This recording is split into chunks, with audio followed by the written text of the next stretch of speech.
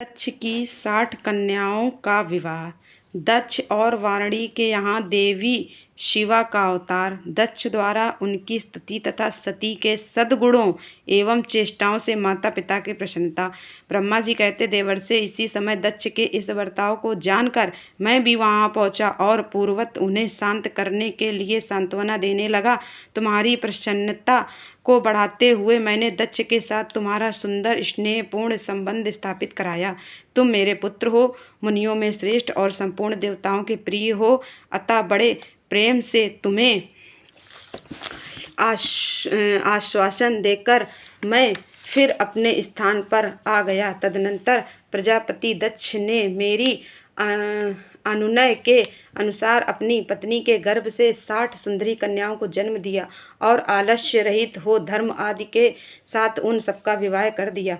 मुनीश्वर, मैं उसी प्रसंग को बड़े प्रेम से कह रहा हूँ, तुम सुनो। मुने दक्ष ने अपनी 10 कन्याएं विधि पूर्वक धर्म को ब्याह दी, 13 कन्याएं कश्यप मुनि को दे दी और 27 कन्याओं का विवाह चंद्रमा के साथ कर दिया। भूत या बहु पुत्र अंगिरा तथा कृशाश्व को उन्होंने 2-2 कन्याएं दे दी और शेष 4 कन्याओं का विवाह ताच्छर्य या अरिष्टनेमि के साथ कर दिया। इन सबकी संतान परंपराओं से तीनों लोक भरे पड़े हैं, अतः विस्तार भय से उनका वर्णन नहीं किया जाता है। कुछ लोग शिवा या सती को दक्ष की ज्येष्ठ पुत्री बताते हैं, दूसरे लोग उन्हें मझली पुत्री कहते तथा कुछ अन्य लोग सबसे छोटी पुत्री मानते हैं।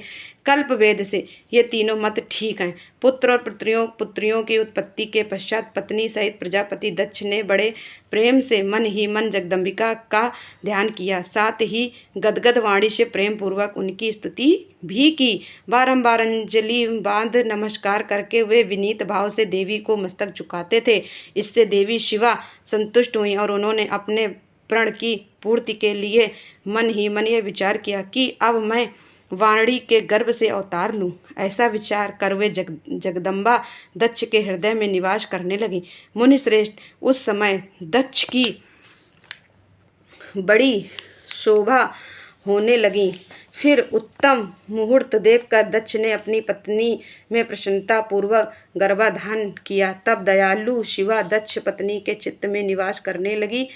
उनमें गर्भधारण के सभी चिन्ह प्रकट हो गए। तात उस अवस्था में वारुणी की शोभा बढ़ गई और उसके चित्त में अधिक हर्ष छा गया। भगवती शिवा के निवास के प्रभाव से वारुणी महामंगल रूपिणी हो गई। दक्ष ने अपने कुल संप्रदाय, वेद ज्ञान और हार्दिक उत्साह के अनुसार प्रसन्नता पूर्वक पुंसवन आदि संस्कार संबंधी श्रेष्ठ क्रियाएं संपन्न की। उन कर्मों के अनुष्ठान के समय महान उत्सव हुआ। प्रजापति ने ब्राह्मणों को उनकी इच्छा के अनुसार धन दिया। उस अवसर पर वारुणी के गर्भ में देवी का निवास हुआ। जानकर श्री विष्णु आदि सब देवताओं को बड़ी प्रसन्नता हुई।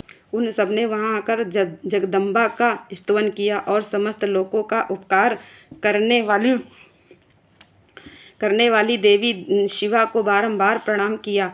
वे सब देवता प्रसन्नचित्त हो दक्ष प्रजापति तथा वारुणी की भूरी भूरी प्रशंसा करके अपने स्थान को लौट गए। नारद जब 9 महीने बीत गए तब लौकिक गति का निर्वाह कराकर 10वें महीने के पूर्ण होने पर चंद्रमा आदि ग्रहों तथा ताराओं की अनुकूलता से युक्त सुखद मुहूर्त में देवी शिवा शीघ्र ही अपनी माता के सामने प्रकट हुई। उनके अवतार लेते ही प्रजापति दक्ष बड़े प्रसन्न हुए और उन्हें महान तेज से देदीप्यमान देख उनके मन में यह विश्वास हो गया कि साक्षात वे शिवा देवी ही मेरी पुत्री के रूप में प्रकट हुई हैं। उस समय आकाश से फूलों की वर्षा होने लगी और मेघ जल बरसाने लगे। मुनीश्वर, सती के जन्म लेते ही संपूर्ण दिशाओं में तत्काल शांति छा गई। देवता आकाश में खड़े हो मांगलिक बाजे बजाने लगे। अग्निशालाओं की बुझी हुई अग्नियां सहसा प्रज्वलित हो उठी और सब कुछ परम मंगलमय हो गया। वारुणी के गर्भ से साक्षात जगदम्बा को प्रकट हुई देख दक्ष ने दोनों हाथ जोड़कर नमस्कार किया और बड़े भक्तिभाव से उनकी बड़ी स्तुति की। बुद्धिमान दक्ष के स्तुत करने पर जगन माता शिवा उस समय दक्ष से इस प्रकार बोली, जिससे माता वारुणी ना सुन सके। देवी बोली, प्रजापते, तुमने पहले पुत्री रूप में मुझे प्राप्त करने के लिए मेरी आराधना की थी। तुम्हारा वह मनोरथ आज सिद्ध हो गया। अब तुम उस तपस्या के फल को ग्रहण करो। उस समय दक्ष से ऐसा कहकर देवी ने अपनी माया से शिशु रूप धारण कर लिया और शैशवभाव प्रकट करती हुई वे वहां रोने लगी। उस बालिका का रोदन सुनकर सभी स्त्रियां और दासियां बड़े वेग से प्रसन्नता पूर्वक वहां आ पहुंची। असिकनी की पुत्री का अलौकिक रूप देखकर उन सभी स्त्रियों को बड़ा हर्ष हुआ। नरक के सब लोग उस समय जय जयकार करने लगे। गीत और वाद्यों के साथ बड़ा भारी उत्सव होने लगा। पुत्री का मनोहर मुख देखकर सबको बड़ी ही प्रसन्नता हुई। दक्ष ने वैदिक और कुलोचित आचार का विधि पूर्वक अनुष्ठान किया, ब्राह्मणों को दान दिया और दूसरों को भी धन बांटा। सब और यथोचित गान और नृत्य होने लगे। भांति भांति के मंगल कृत्यों के साथ बहुत से बाजे बजने लगे। उस समय दक्ष ने समस्त सद्गुणों की सत्ता से प्रशंसित होने वाली अपनी उस पुत्री का नाम प्रसन्नता पूर्वक उमा रखा। तदनंतर संसार में लोगों की ओर से उसके और भी नाम प्रचलित किए गए, जो सब के सब महान मंगलदायक तथा विशेषता समस्त दुखों का नाश करने वाले हैं। वारणी और महात्मा दक्ष अपनी पुत्री का पालन करने लगे तथा वह शुक्ल पक्ष की चंद्रकला के समान दिनों दिन बढ़ने लगी।